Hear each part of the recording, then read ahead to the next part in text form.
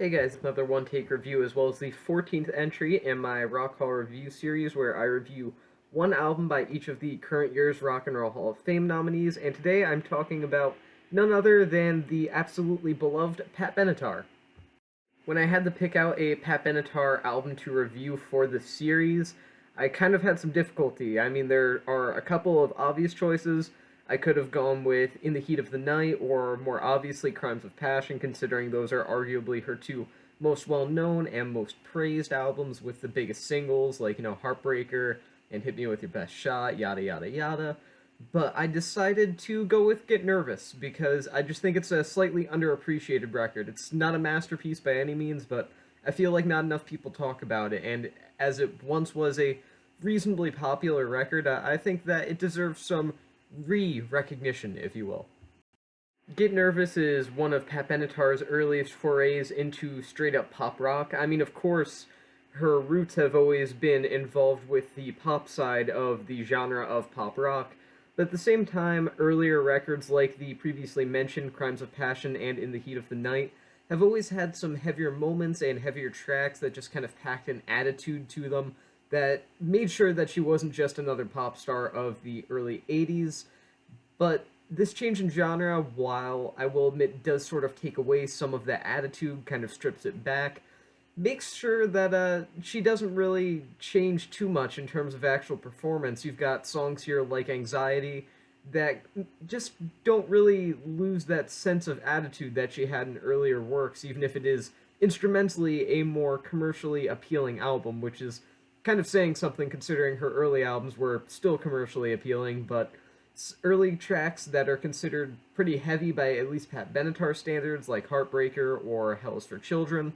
they still kind of do have their place on an album like this. Even if they aren't on this album, you can still feel that they're connected to the album in some way. She doesn't really lose that sort of upfront and confrontational tone, even if the genre is going in a slightly more pop based direction.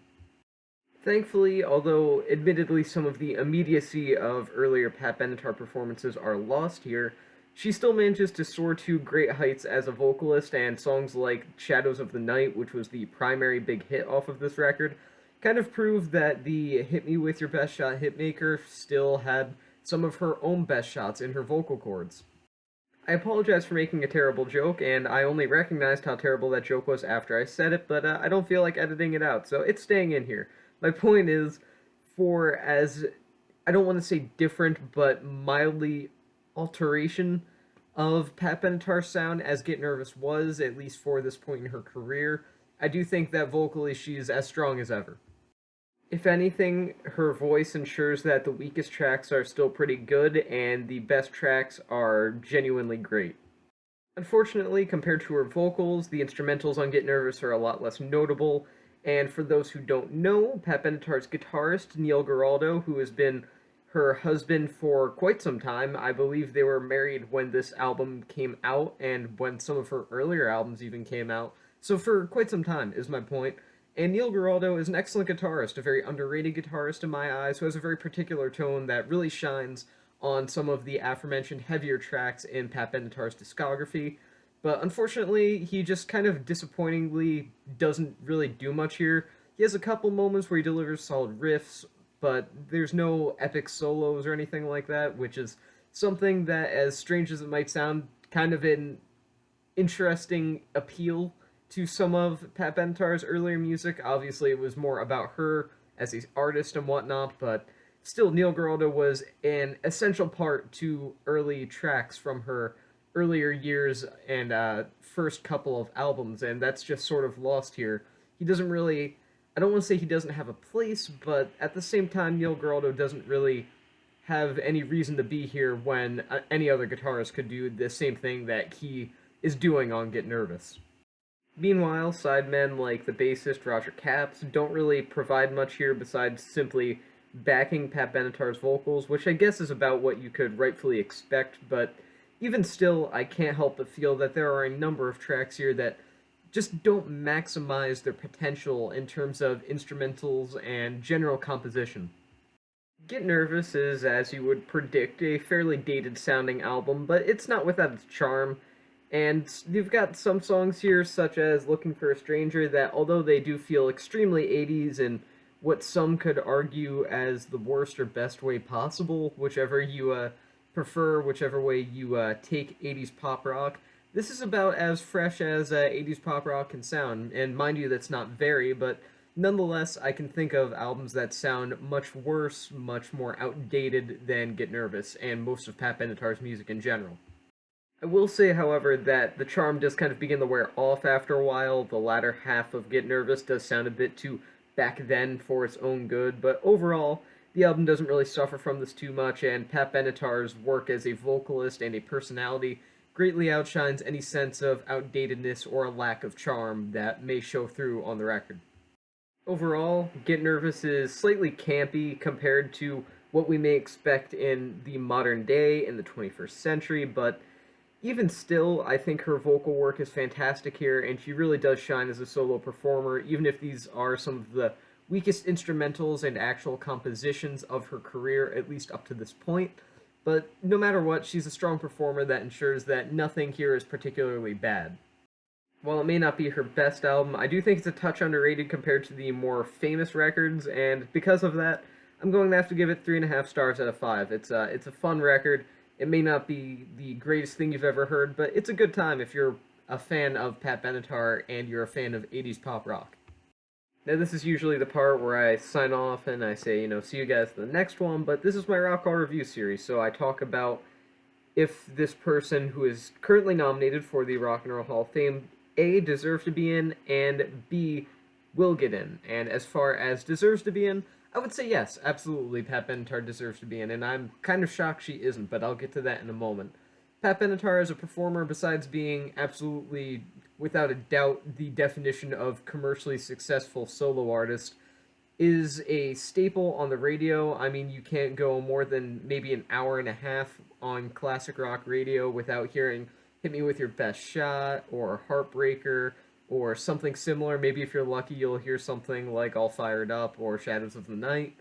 My point is, she's kind of been a defining figure in the sort of 80s sound of pop rock at the time, and she still is today. She's still a beloved figure, even by my generation, by younger generations in general, and I do think she has quite the big following backing her to this day.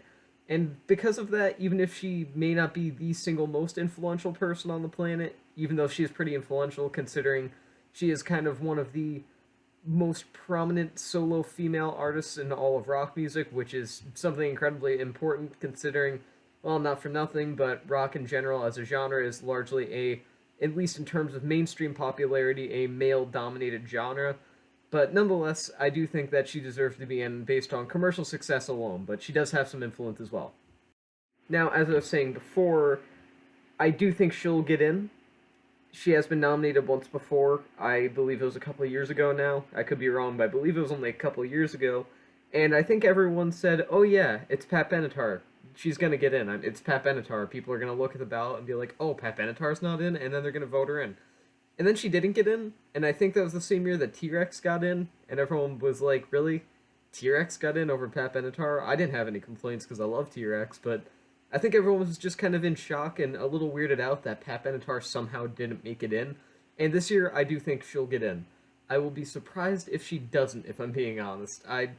Just based on the ballot alone, there's a lot of what I'm going to refer to as Critics' Choice artists, and there's a few Public's Choice artists. Critics' Choice artists, by that I mean Beck, for Americans, Kate Bush, A Tribe Called Quest, etc.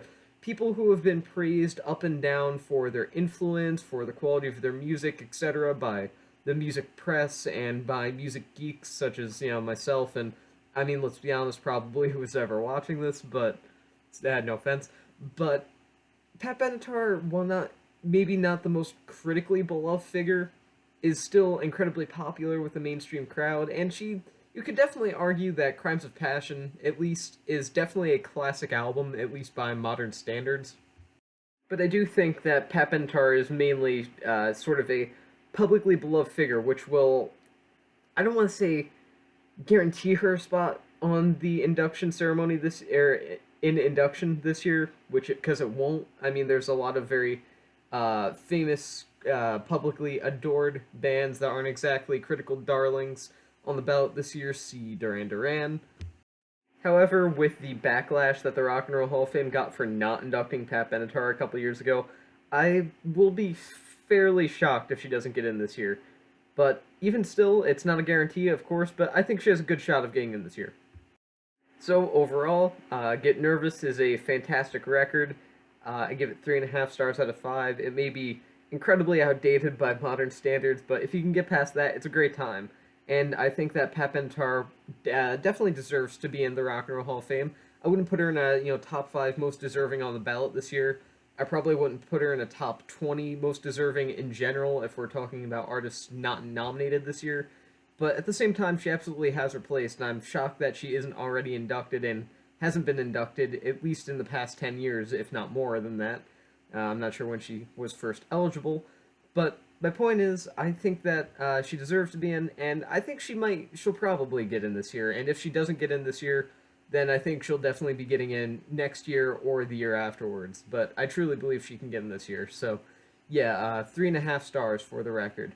And with that being said, that is the end of this review. Join me for my next entry in my Rock Hall Review series, where I talk about one of the easily greatest hip-hop groups of all time, and just one of my favorite musical groups in general, A Tribe Called Quest, and their album The Low End Theory. But until then, that is the end of this review, and I will see you guys in the next one.